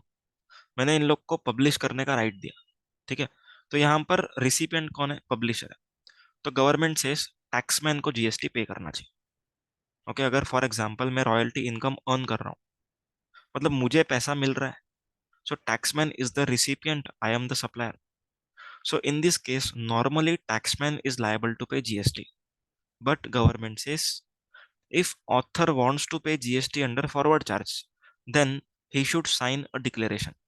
उसको एक डिक्लेरेशन देना पड़ेगा कि वो जीएसटी में रजिस्टर्ड है, ओके, एंड वो फॉरवर्ड चार्ज में जीएसटी पे करेगा एंड इनवॉइस इशू करेगा पब्लिशर के ऊपर, ओके। तो इस तरीके का एक डिक्लेरेशन इन अनेक्सर 2 देना पड़ेगा। वो डिक्लेरेशन देने पर ऑथर कैन पे जीएसटी। समझ में? सो अगर ऑथर ने पब्लिशर को सर्विसेज दिया, नॉर्मली जीएसटी पब्लिशर भरेगा, लेकिन ऑथर भी जीएसटी भर सकता है अगर अगर ऑथर जीएसटी में रजिस्टर्ड है एंड वो डिक्लेरेशन देता है तो ही। उसके बाद next, services provided by overseeing committee to RBI. तो यहाँ पर आरबीआई को जीएसटी भरना पड़ेगा। Getting the point? तो ओवरसीइंग कमिटी आरबीआई फॉर्म करता है, okay, for asking certain measures, okay, to curb the bad loans, ठीक है, या फिर फॉरेक्स रिजर्व्स वगैरह कैसे इंप्रूव करना चाहिए। तो ओवरसीइंग कमेटी क्या कर रहा है? आरबीआई को बेसिकली डिसीजन लेने में हेल्प करता है, okay. So overseeing committee is a independent committee formed by RBI. वो ओवरसीइंग कमेटी जो भी सर्विसेज आरबीआई को दे रहा है, RBI would be liable to pay GST, okay. Next is services provided by direct selling agent, okay. Individual DSA होना चाहिए, very important. What is the meaning of direct selling agent? भाई for example मुझे loan का requirement है, okay, तो हम लोग क्या करते हैं? डायरेक्टली थोड़ी ना हम लोग एल एंड टी फाइनेंस में पहुंच जाते हैं, हम लोग बेसिकली किसी के थ्रू जाते हैं, ओके। अभी हम लोग जिसके भी थ्रू जा रहे हैं, that person may be DSA और he may be associated to DSA. अभी डायरेक्ट सेलिंग एजेंट के थ्रू अगर हम लोग गए, तो काम थोड़ा सा फास्ट होता है। डॉक्यूमेंटेशन जो डायरेक्टली एल को हम लोग भेजते, तो शायद हम लोग कुछ ऊपर नीचे करके भेजते थे, ओके। मतलब कि फॉर एग्जांपल एल को चाहिए 2 साल का एटीआर, लेकिन हमने 4-5 साल का दे दिया, ठीक है, एल को चाहिए प्रोजेक्टेड फाइनेंशियल, हमने दिया ही नहीं। तो बेसिकली डीएसए क्या होता है, डीएसए एक फर्म है या फिर एक एक ऑर्गेनाइजेशन है, मतलब कि फॉर एग्जांपल केवल मोता एंड एसोसिएट्स, तो हम लोग भी एज अ डीएसए बन सकते हैं। ओके, हम लोग क्या करेंगे, लोन का रेफरेंस देंगे। ओके, एनबीएफसी में, फाइनेंशियल इंस्टीट्यूशंस में, ओके, इन सभी में हम लोग क्या करेंगे, लोन का वगैरह रेफरेंस देंगे। ठीक है, हम लोग को कमीशन मिलता है फ्रॉम बैंक कि आपने क्लाइंट लाया। ओके, तो हम लोग को पूरा प्रोसेसिंग करवा के देना है। इन सिंपल वर्ड्स, हमको डॉक्यूमेंटेशन क्लाइंट से आएगा। हम लोग क्या करेंगे, एल को डॉक्यूमेंटेशन देंगे। जो भी एल बोलेगा कि कम ज्यादा है, हम लोग क्लाइंट से मांग के देंगे। सो डीएसए का काम एकदम सिंपल है। ओके, तो डीएसए को क्लाइंट लाने के लिए कमीशन मिलता है फ्रॉम बैंकिंग कंपनी या फिर एनबीएफसी। ओके, तो यहाँ पर बैंक एनबीएफसी जो भी कमीशन पे कर रहे हैं इंडिविजुअल डीएसए को, इंडिविजुअल होना चाहिए, once again I am repeating, it should be individual DSA. अगर पार्टनरशिप फर्म होगा तो आरसीएम नहीं लगेगा, एफसीएम लगेगा, अगर partnership firm is a taxable person. Okay, अगर इंडिविजुअल डीएसए होगा तो यहाँ पर आरसीएम लगेगा। आया समझ में? क्लियर का, इंडिविजुअल डीएसए होगा then it will be RCM. तो बैंक या फिर एनबीएफसी को आरसीएम में जीएसटी भरना पड़ेगा। Okay, next, services provided by business facilitator, okay, to banking company. अब बिजनेस फैसिलिटेटर क्या होता है उसमें, business facilitator improves the bank's business, okay, by suggesting them clients। ठीक है, बिजनेस फैसिलिटेट करने में हेल्प कर रहा है। ओके, बिजनेस फैसिलिटेशन कर रहा है, लेकिन वो ट्रांजैक्शंस कैरी आउट नहीं कर सकता on the behalf of bank. Okay, bank ने क्या किया, बिजनेस फैसिलिटेटर को हायर किया है। ओके, क्यों हायर किया है, ताकि वो क्या कर सके और क्लाइंट्स ला सके। For example savings bank account open करना है, तो बिजनेस फैसिलिटेटर हेल्प करेगा। क्रेडिट कार्ड का ट्रांजेक्शन्स करना है, सेल वगैरह करना है, तो बिजनेस फैसिलिटेटर क्या करेगा, बैंक को बिजनेस बढ़ा के देगा। तो यहाँ पर bank would pay commission to business facilitator. So here banking company is liable to pay GST under RCM. ठीक है, नेक्स्ट, बिजनेस करस्पॉन्डेंट। अब बिजनेस करस्पॉन्डेंट क्या होता है वो, अभी बैंक को फॉर एग्जांपल बिजनेस को ग्रो करना है। ओके, बैंक को रूरल एरिया में ग्रो करना है। ठीक है, जो भी अर्बन एरिया है जहां पर बैंक्स पहुंच नहीं सकता, एकदम एंड एंड का जो एरिया होता है, तो बैंक का बिजनेस को ग्रो करना है और ग्रो करना है in terms of services, in terms of scalability. तो यहाँ पर बैंक क्या करेगा, बैंक बिजनेस करस्पॉन्डेंट को अपॉइंट करता है। ओके, बैंक अपॉइंट्स बिजनेस करस्पॉन्डेंट। फिर बिजनेस करस्पॉन्डेंट क्या करता है, उसके अंडर एजेंट अपॉइंट करते हैं। ओके, और एजेंट को स्पेसिफाइड एरियाज अलोकेट किया जाता है। फॉर एग्जांपल मुंबई में वेस्टर्न लाइन किसी एजेंट को दिया, सेंट्रल किसी और एजेंट को दिया, हार्बर लाइन किसी और एजेंट को दिया। तो इस तरीके से बिजनेस करस्पॉन्डेंट एजेंट्स को देता है। Okay, so for example HDFC bank ने हायर किया है A and company, okay, as a business correspondent. अब A and company HDFC bank के बिजनेस को ग्रो करने के लिए अलग अलग जगह पे एजेंट्स को अपॉइंट करता है। So these agents providing services to A and company and they are earning commission. Okay, means A and company is paying commission to this agent. So this commission paid by A and company is chargeable under RCM, meaning thereby A and company would be liable to pay tax. लेकिन अगर A and company HDFC को billing करता है, that is business correspondent billing to bank, this would be taxable under forward charge. आया समझ में?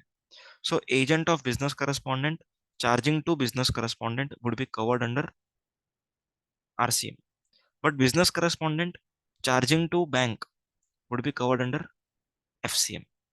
Okay, next, security services। अब security services में क्या होता है सुन, for example relax security. Okay, relax securities मैं बोर्ड पे बताता हूँ। फॉर एग्जांपल मेरा एक सिक्योरिटी एजेंसी है। ओके, सिक्योरिटी एजेंसी है। मैं क्या करता हूँ, जितने भी वॉचमैन हैं, ओके, उन लोग को मैं अपने फर्म के अंडर रजिस्ट्रेशन देता हूँ एंड जब भी किसी बिजनेस यूनिट को, किसी भी फैक्ट्री को या फिर किसी भी कंपनी को या फिर किसी भी सर्विस प्रोवाइडर को अगर जरूरत पड़ता है सिक्योरिटी गार्ड का, तो मैं सिक्योरिटी गार्ड यहाँ पर भेजता हूँ। ओके, ये सिक्योरिटी गार्ड, ये जो भी सिक्योरिटी एजेंसी इसका यूनिफॉर्म वगैरह पहनता है, मालूम है? तो वैसा सिक्योरिटी गार्ड हमने यहाँ पर प्रोवाइड किया। तो ये जो सर्विसेज है ये आरसीएम में टैक्सेबल हो सकता है अगर specified supplier and specified recipient रहा तो who is the specified supplier for this service? Government says the specified supplier is other than body corporate, other than body corporate. Okay, other than body corporate अगर supplier है, जैसे partnership form. Okay, for example ABC and company partnership form, this is the name of the security agency. Okay, उन्होंने services दिया है किसी registered person को, किसको? किसी रजिस्टर्ड पर्सन को। So in this case RCM attract होगा and this registered person would be liable to pay GST. Getting the point? So here recipient, that is specified recipient himself is a registered person. Okay, तो यहाँ पर ऐसा कभी case नहीं आएगा कि ये स्पेसिफाइड है पर अनरजिस्टर्ड है, क्योंकि registered recipient itself is the specified recipient. Okay, कुछ एग्जांपल्स दे रहा हूँ। ए एंड कंपनी से proprietor providing services to B limited. Okay, company है, रजिस्टर्ड, सिक्योरिटी सर्विस प्रोवाइड किया। बोलो आरसीएम की एफसीएम? आंसर इज आरसीएम क्यू? The reason is not because it is body corporate, the reason is because it is registered under GST. Getting the point? और एक example, A and company partnership firm providing services to A limited which is unregistered. देखिए ये unregistered है, तो इस case में RCM लगेगा कि नहीं लगेगा? आंसर इज आरसीएम नहीं लगेगा। अब एफसीएम लगने के लिए हम लोगों ने क्या डिसाइड किया था? क्या ए and company partnership firm taxable person है कि नहीं? अगर ये टैक्सेबल पर्सन है तो जीएसटी फॉरवर्ड चार्ज में आएगा, एंड अगर ये टैक्सेबल पर्सन नहीं है तो जीएसटी नहीं आएगा। आया समझ में? Are you all able to understand? सबको समझा है क्या? So specified supplier is other than body corporate and specified recipient is registered person. Next. अच्छा, इसमें दो पॉइंट्स है यहाँ पर। टीडीएस जो लोग कट करते हैं, ओके, अगर सिक्योरिटी सर्विसेज उन लोगों ने लिया तो उन लोग को पे नहीं करना। ओके, टीडीएस वालों को आरसीएम नहीं लगेगा एंड कंपोजिशन पर्सन को भी नहीं लगेगा। मीनिंग देयर बाय, अगर सिक्योरिटी एजेंसी ने रजिस्टर्ड पर्सन को सर्विस दिया एंड वो पर्सन रजिस्टर्ड है कंपोजिशन स्कीम में। अब कंपोजिशन स्कीम क्या होता है, इसके लिए थोड़ा सा पेशेंस रखना पड़ेगा till next lecture. Okay, next lecture में हम लोग क्या डिस्कस करने वाले हैं? कंपोजिशन पर्सन का मीनिंग। ओके, तो ये हम लोग अगले लेक्चर में पढ़ेंगे। Next, renting of motor vehicle. ठीक है, अभी हम लोग इसको थोड़ा सा डिटेल में समझेंगे। पहले एक बार ये सर्विस पढ़ लेते हैं। Renting of any motor vehicle design to carry passenger not goods where the cost of fuel is included in the consideration.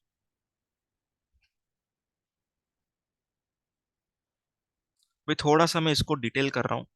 Okay, देखो फर्स्ट टाइम में शायद नहीं समझेगा, क्योंकि मेजोरिटी लोगों को फर्स्ट टाइम में नहीं समझ में आता है, तो इसीलिए वीडियो को चाहिए तो रिवाइंड करके देख लेना बाद में।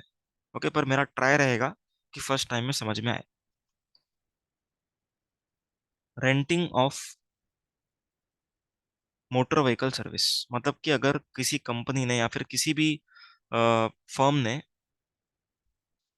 कार को रेंटिंग पे लिया। रेंटिंग का मतलब होता है कि किसी पीरियड के लिए लिया, not for specific journey. Okay, specific journey के लिए हमने नहीं लिया, हमने किसके लिए लिया? फॉर अ सर्टन पीरियड, मतलब 15 दिन, 1 महीना, 1 साल, इस तरीके का जो टाइम लिमिट रहता है, कोई पीरियड का जो रेस्ट्रिक्शन रहेगा, ओके, पीरियोडिकल रहेगा, that would be called as renting. लेकिन हायरिंग का मतलब होता है कि it is for a specific kilometre और for a specific journey. So renting and hiring का डिफरेंस क्लियर है क्या? तो रेंटिंग मतलब it will be for a specified period and the billing would be for a particular period. अभी जो लोग renting of motor vehicle service provide करते हैं, गवर्नमेंट ने उन लोग को दो ऑप्शन दिए। पहला ऑप्शन है 12%, सेकेंड ऑप्शन है 5%। ओके, अभी ध्यान से सुनना, हम लोगों ने F C M R C M नहीं बोला, 12% एंड 5%। अभी 12% ऑप्शन में अगर आप हो, ओके, आपने अगर 12% ऑप्शन आपने चूज किया, ओके, तो यहाँ पर क्या होएगा, यहाँ पर जब भी आप किसी भी रिसिपिएंट को बिलिंग करोगे, आपको क्या करना पड़ेगा, जीएसटी चार्ज करना पड़ेगा। ओके, मतलब for example A and company partnership firm, इन्होंने किसी को भी सर्विस दिया, किसी को भी सर्विस दिया, एक्स वाई जेड, चाहे कोई भी रिसिपिएंट रहे। ओके, अगर हमने 12% का ऑप्शन लिया है, तो हमेशा हम लोग को जीएसटी फॉरवर्ड चार्ज में ही चार्ज करना है। आ रहा है समझ में? फॉरवर्ड चार्ज में चार्ज करेंगे, मतलब कि ए एंड कंपनी अगर 5,000 रुपए का रेंटल सर्विसेज दे रहा है, तो जीएसटी 600 रुपया चार्ज करके बिल करेगा। So total will become 5,600। Okay, अब सवाल ये आता है कि क्या ए एंड कंपनी पार्टनरशिप फर्म को उसके खुद के परचेज का आईटीसी मिलेगा क्या? आंसर इज यस, उसको फुल आईटीसी मिलेगा। Yes, full ITC is available, full ITC available. आया समझ में?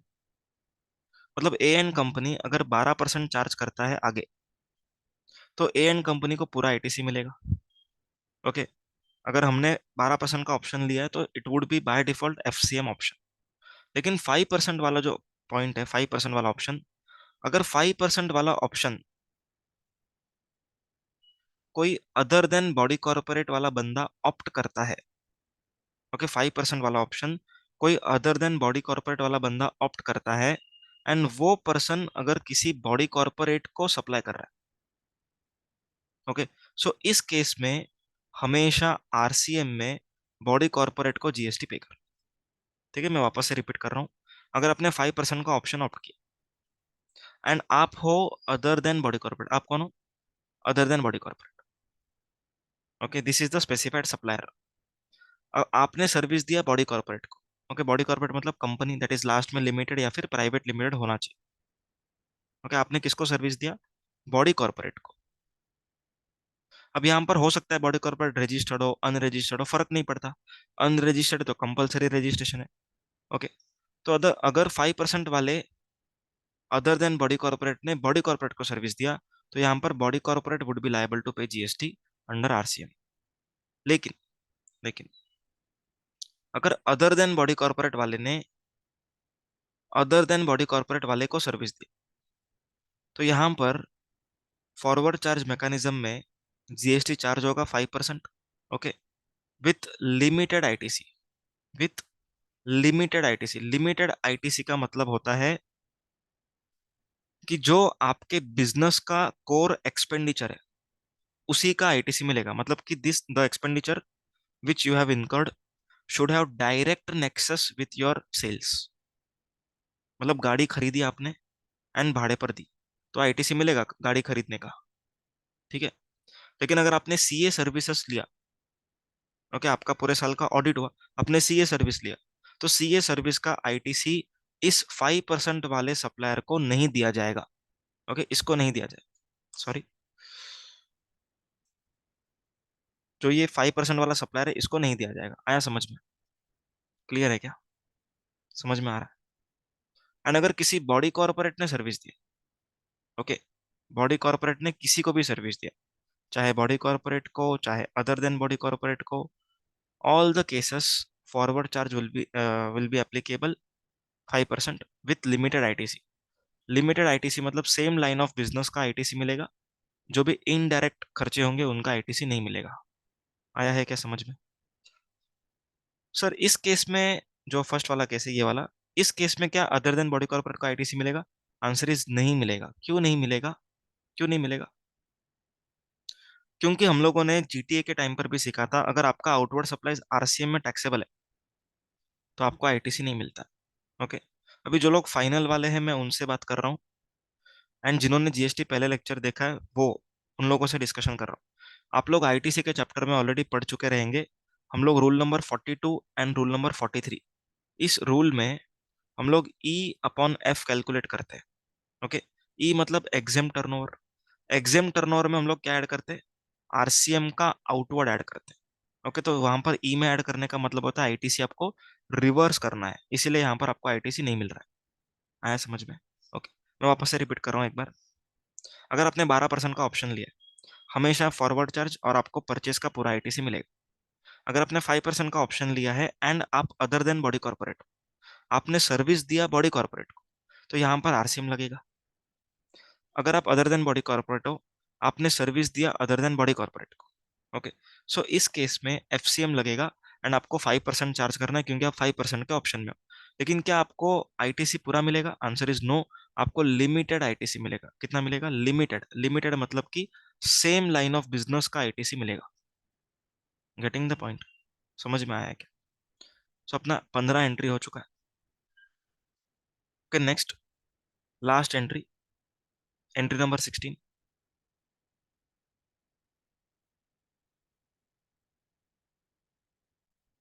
एंट्री नंबर 16, अभी ये क्या हो सकता? अभी फॉर एग्जाम्पल एक है मिस्टर ए, ओके, और दूसरा है मिस्टर बी। दोनों एक दूसरे को नहीं जानते। ओके, दोनों एक दूसरे को नहीं जानते। ए के पास रिलायंस का शेयर है, अज्यूम करो 100 शेयर है, 2400 के भाव पे। ठीक है, 2400 के भाव पे। सो टोटल शेयर्स इसके पास, वैल्यू कितना है इसके पास? 2,40,000 का shares. And this person, that is mister A, is having bullish view. Bullish view मतलब कि आने वाले टाइम में रिलायंस का प्राइस बढ़ेगा, ऐसा मिस्टर ए का व्यू पॉइंट है। ओके, तो मिस्टर ए इन शेयर्स को अभी बेचना चाहेगा या फिर होल्ड करना चाहेगा? आंसर इज ऑब्वियसली होल्ड करना चाहेगा, क्योंकि ज्यादा भाव पे बेच बेच पाएगा ना आगे जाके।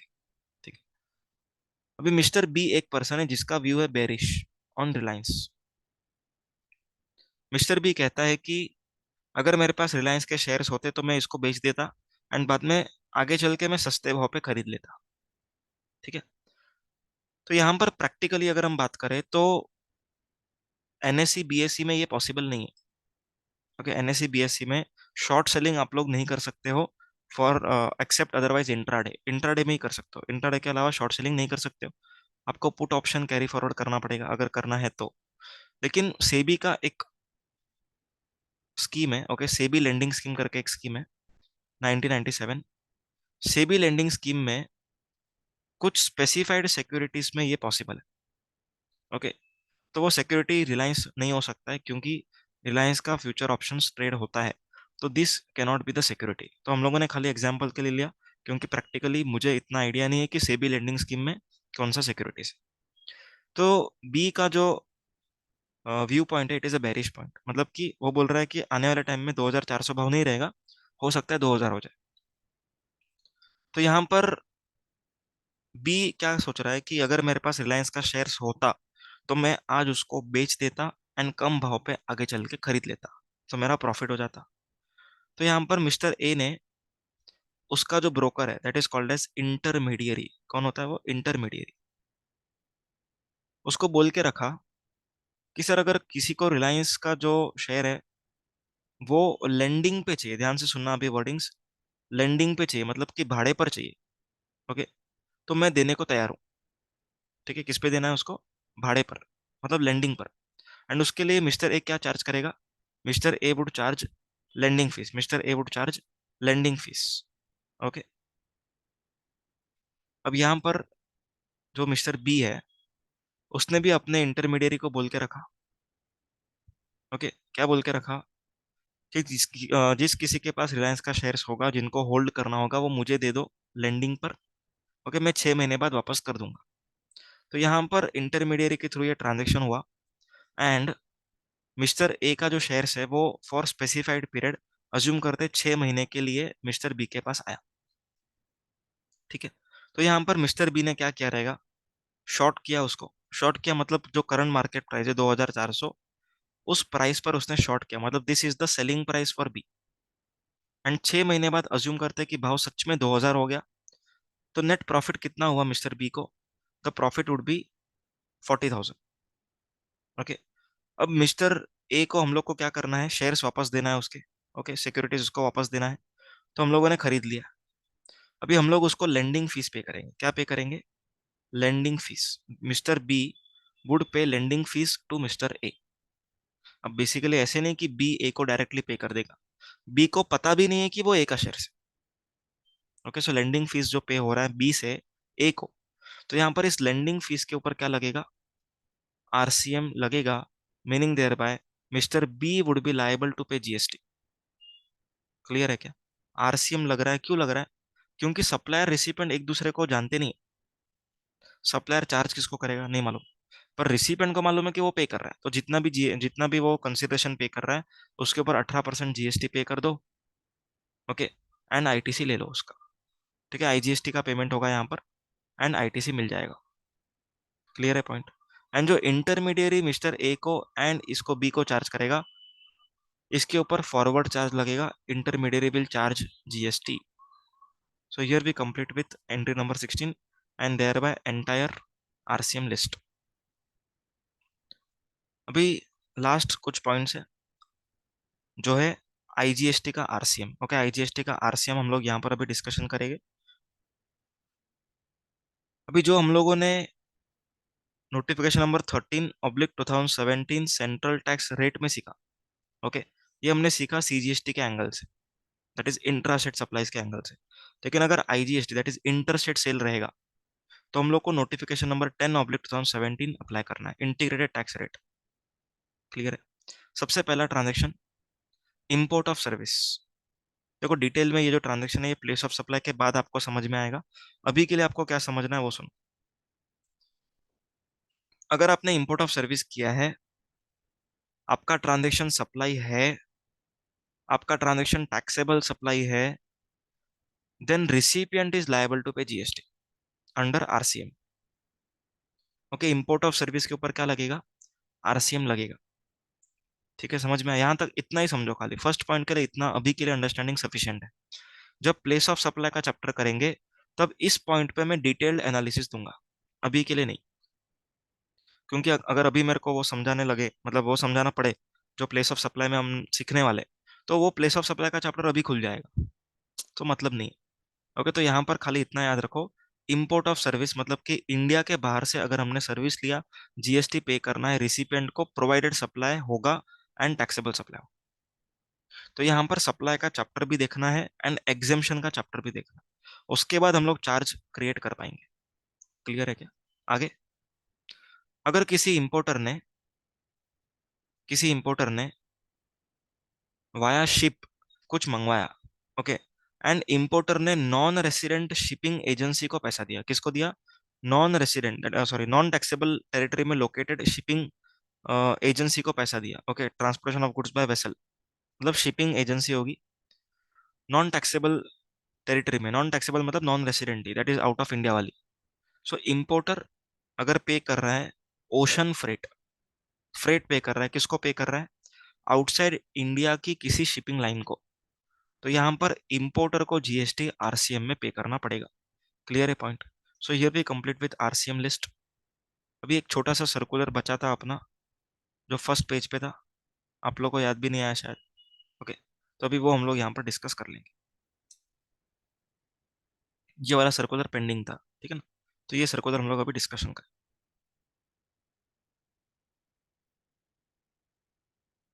अभी फॉर एग्जाम्पल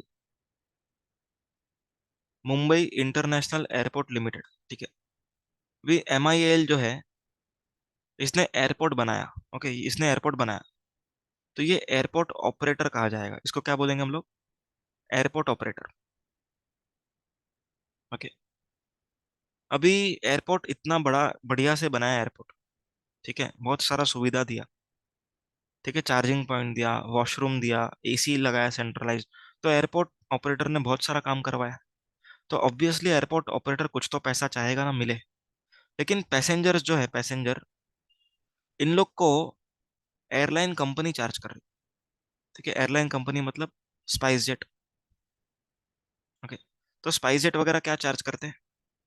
ट्रैवलिंग फीस, जो भी उन लोग का ट्रैवल चार्जेस रहेगा वो चार्ज करते हैं, प्लस जीएसटी जो भी है। तो यहाँ पर MIL ने क्या बोला कि हम लोग को भी पैसा चाहिए, लेकिन हम लोग डायरेक्टली पैसेंजर को चार्ज नहीं कर सकते। ओके, तो MIL ने क्या बोला एयरलाइन कंपनी को कि सर आप एक काम करो, आप जो टिकट का प्राइस चार्ज कर रहे हो उसमें आप दो ट्रांजेक्शन्स ऐड कर देना। कौन सा ट्रांजेक्शन्स, कौन सा charges? Passenger service fee and user development fee. Okay, PSF and UDF, that is passenger service fee and user development fee. तो ये दोनों क्या करना, आप ऐड कर दो। अभी एयरलाइन कंपनीज को क्वेश्चन आया कि सर इस PSF एंड UDF पर क्या हमको GST भी चार्ज करना है, या फिर GST सिर्फ ट्रैवल सर्विसेज पर चार्ज करना है? आंसर इज सिर्फ ट्रैवल पे करना है, सिर्फ ट्रैवल पे करना है। ठीक है, इन दोनों पर कोई GST एयरलाइन कंपनी को चार्ज नहीं करना है। क्यों नहीं करना है? क्योंकि ये कलेक्ट करके ये लोग क्या करने वाले, MIL को रेमिट करने वाले हैं, तो नो GST। लेकिन अगर एयरलाइन कंपनी ये कलेक्शन करने का अलग से कुछ चार्ज करता है MIL को, तो कलेक्शन सर्विसेज जो प्रोवाइड हो रही हैं उसके ऊपर GST चार्ज करना पड़ेगा। क्लियर है क्या? सबको समझ में आया? तो PSF एंड UDF के ऊपर MIL GST पे करेगा, लेकिन अगर एग्जाम्पशंस रहेगा तो वो भी पे नहीं करेगा। क्लियर है point? So here we complete with this entire chapter. Thank you so much.